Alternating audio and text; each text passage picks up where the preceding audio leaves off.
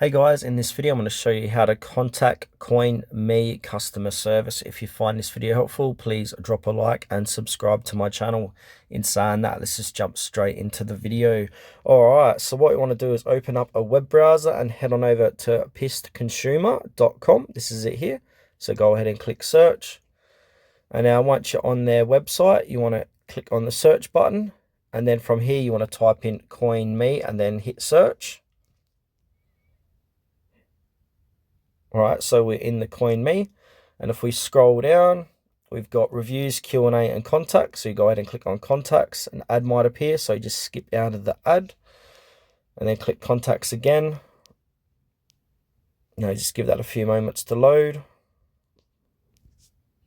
All right, now if we scroll down here, here's the phone number. It's toll free, so you can give them a call for customer service, or click on call customer service, or you can send them a message and say you'd like to speak to their customer service team with your issues or problems.